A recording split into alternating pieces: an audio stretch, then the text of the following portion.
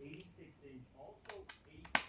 The specifications outside of the display itself, sort of similar to the signature display that I looked at 8K. It can also do 4K, 120 hertz gaming. That's the big deal, as mentioned previously, for the next gen consoles. 8K content a little bit tougher to come by right now, so you're sort of future-proofing yourself a little bit. And because this one also has the A9 chip in it, it's going to be capable of upscaling the pre-existing 4K content that is readily available. I want to see how the PS5 looks on there. I'm going to try a couple different settings in the Miles Morales game to see if both PS5 are available. And you can see there, change the picture and sound modes to optimize video gameplay. And I will click OK here. Games can be unplayable when you have significant input lag, and that's another target of theirs. So that's what I'm interested in analyzing here.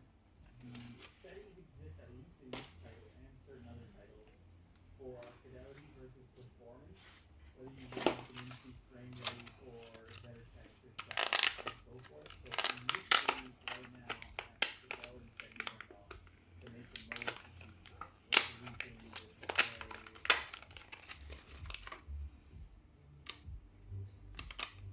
tracing technologies and the lighting resolution is kept, and that nuance really can't get appreciated more when you have a display tag Ah, c'ho questione. that really amps it up from black to white.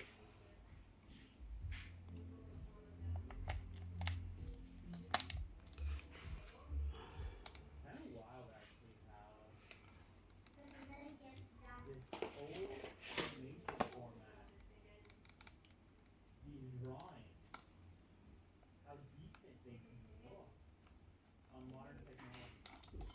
And this is amazing.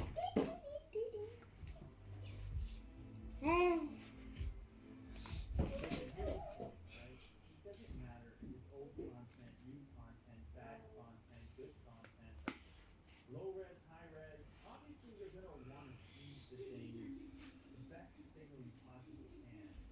But they've done tremendous work here to make it look great with almost anything. And it's shocking, in fact. So there you have it. OLED, the next generation version 2 brighter, and obviously here to stay at this point as the premium display tech. I've been there since the beginning, because I first set eyes on the original OLED display and appreciated the contrast and the color. And here we are today, we keep it moving. Better brightness, better processor, more of a focus on gaming.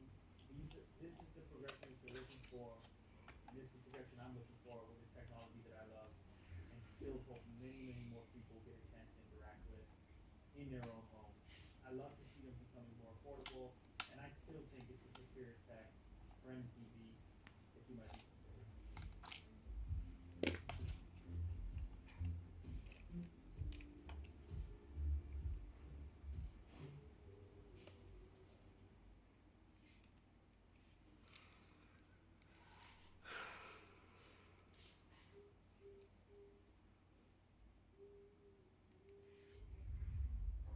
This is extremely unique and interesting. Take a close look at it. We'll even zoom in for you.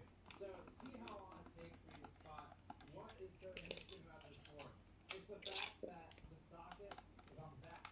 So everything else about it is mostly traditional. You've got PCI slots on the front, memory, VRM on one of your boards is on the front, but then the CPU slot is